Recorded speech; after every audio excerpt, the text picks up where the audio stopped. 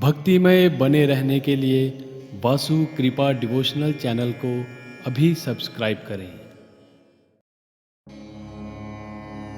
अथ श्री सूक्तम् हिरण्यवर्णां हरिणीं सुवर्णरजतस्रजां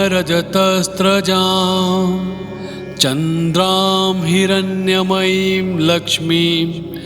जातवेदो मा आवह ताम आवह जातवेदो लक्ष्मीमनपगामिनीं यस्यां हिरण्यं विन्देयं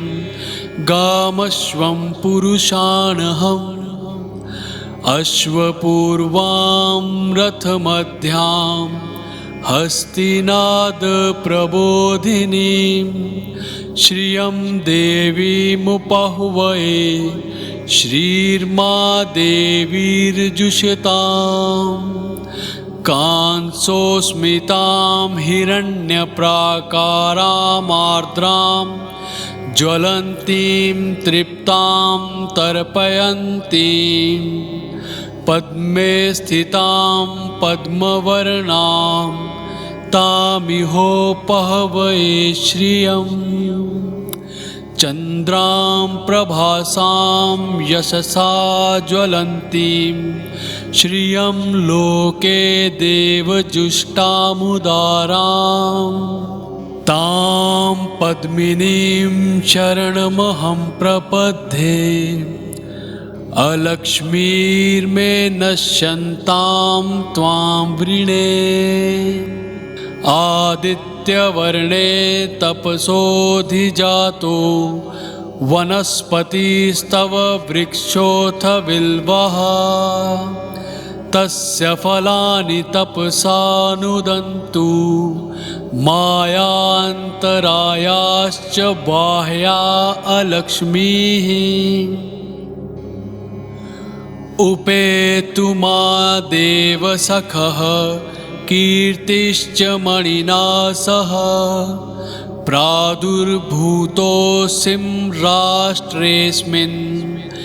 कीर्तिं मृद्धिं ददातु मे क्षुत्पिपासामलां ज्येष्ठामलक्ष्मीनाश्यामहम्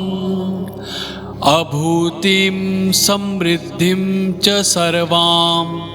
निर्णुद मे गृहात् गन्धधारां दुराधर्षां नित्यपुष्टां करीषिणीं ईश्वरीं सर्वभूतानां तामिहोपह्वये श्रियम् मनसः काममाकुतिं वाचः सत्यमशीमहि पशूनां रूपमनस्य मयि श्रीः श्रयतां यशः कर्दमेन् प्रजाभूता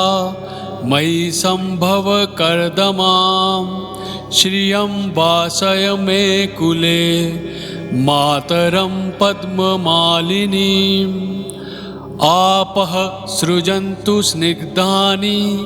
चिक्लितवत्स्मे गृहे नित्यदेवीं मातरं श्रियं वासय मे कुले आर्द्रां पुष्करिणीं पुष्टिं पिङ्गलां पद्ममालिनीं चन्द्रां हिरण्यमयीं लक्ष्मीं जातवेदो मा आवह आर्द्रां यः कर्णीं यष्टिं सुवर्णां हेममालिनीं सूर्यां हिरण्यमयीं लक्ष्मीं जातवेदो मा आवह ताम आवह जातवेदो लक्ष्मीमनपगामिनीं यस्यां हिरण्यं प्रभूतं गावो दास्यो श्वानिं विन्देयं पुरुषाणहम् यः शुचिः प्रयतो भूत्वा जुहुयादाज्यमन्वहम् श्रियं पञ्चदशर्चञ्च श्रीकामः सततं जपेत्।